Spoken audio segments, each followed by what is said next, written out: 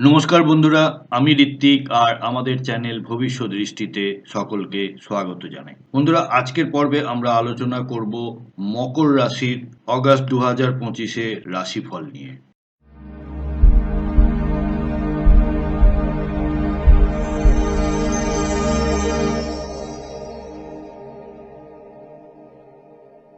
বন্ধুরা, যারা যারা আমার চ্যানেলটি অলরেডি সাবস্ক্রাইব করেছেন তাদের জানাই আমার অসীম কৃতজ্ঞতা ও ধন্যবাদ। যারা এখনো সাবস্ক্রাইব করেননি তাদের কাছে আমার বিনীত অনুরোধ, প্লিজ চ্যানেলটি সাবস্ক্রাইব করুন এবং পাশে থাকা বেল নোটিফিকেশন আইকনটি প্রেস করতে ভুলবেন না। তাহলে চলুন শুরু করা যাক অগাস্ট মাসের মকর রাশির রাশিফল। অগাস্ট মাস মানেই হলো শ্রাবণ মাসের দ্বিতীয় ভাগ, আর শ্রাবণ মাস হলো দেবাদিদেব মহাদেবের মাস। তাই দেবাদিদেব মহাদেবের পায়ে শতকোটি প্রণাম জানিয়ে প্রতিবেদনটি শুরু করছি। এই অগাস্ট মাস আমাদের কাছে আরো একটি কারণে খুব গুরুত্বপূর্ণ।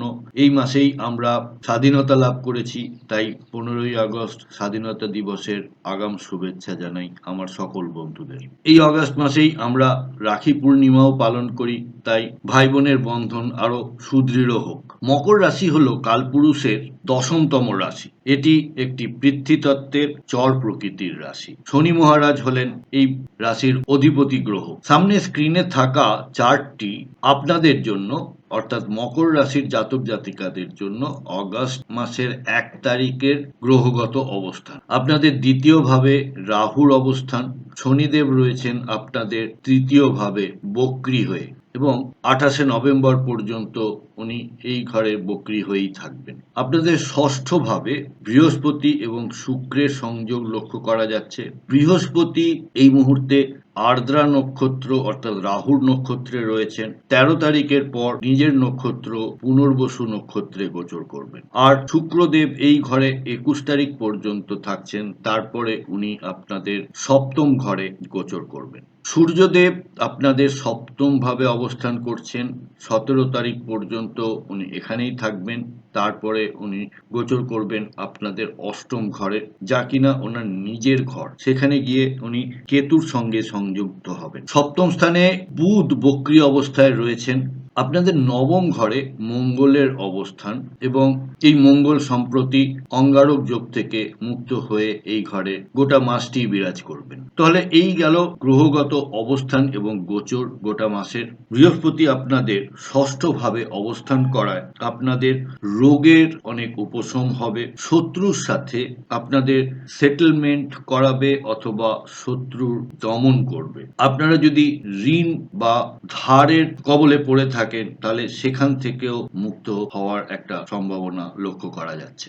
বৃহস্পতির পঞ্চম দৃষ্টি আপনাদের কর্মস্থানে পড়ছে, তাই কর্মের যথেষ্ট উন্নতি হবে এবং চাকরির ক্ষেত্রে প্রমোশনের সম্ভাবনা তৈরি করছে। বৃহস্পতির সপ্তম দৃষ্টি আপনাদের 12 নম্বর ঘরে পড়ছে, তাই খরচ হয়তো কিছুটা বাড়বে, কিন্তু এই খরচটা ভালো কাজে ব্যবহার হবে। যেমন কোনো ধর্মকর্ম বা পুজো পাঠের জন্য ব্যবহার হতে পারে, বা কোনো শুভ কাজ যেমন বিবাহ বা বাড়ি কেনা, গাড়ি কেনা, এই ধরনের খাতে আপনাদের এই খরচ হতে দেখা যাচ্ছে। বৃহস্পতির নবম দৃষ্টি আপনাদের দ্বিতীয় ঘর অর্থাৎ পরিবারের স্থানে পড়ছে, তাই পরিবার আত্মীয় স্বজনের সাথে সুসম্পর্ক আরো দৃঢ় হতে দেখা যাচ্ছে। এবার বলি, রাহু আপনাদের দ্বিতীয় ভাবে অবস্থান করছে, তাই বৃহস্পতির ভালো ফলগুলো এখানে রাহুর জন্য কিছুটা নষ্ট হতে দেখা যাচ্ছে। তাই ঘরে কিছুটা পারিবারিক ঝগড়া বা বিবাদের বা অশান্তি সৃষ্টি হতে পারে। তাই বাণী অর্থাৎ আপনাদের বলা কথার ব্যাপারে একটু সচেতন থাকবেন। কাকে কি বলছেন, কেন বলছেন, একটু ভাবনা চিন্তা করে কথা বলবেন। রাহুর পঞ্চম দৃষ্টি আপনাদের ষষ্ঠ ভাবে শত্রুকে নাশ করবে। যদি আপনাদের কোনো কোর্ট কেস চলে থাকে তাহলে সেই কোর্ট কেসের ফল আপনার ফেভারে আসতে পারে। কিন্তু একটা ব্যাপারে আপনাদের সাবধান করি, সেটা হলো রাহুর সপ্তম দৃষ্টি আপনাদের অষ্টম ঘরে পড়ছে, তাই দুর্ঘটনা বা অ্যাক্সিডেন্টের একটা সম্ভাবনা কিন্তু লক্ষ্য করা যাচ্ছে। এই সময়ে আপনারা বাইক, গাড়ি বা রাস্তায় যখন চলাফেরা করবেন খুব সাবধানে করবেন। সূর্য আপনাদের সপ্তম স্থানে অবস্থান করছে, তাই স্বাস্থ্য যথেষ্ট ভালো লক্ষ্য করা যাচ্ছে।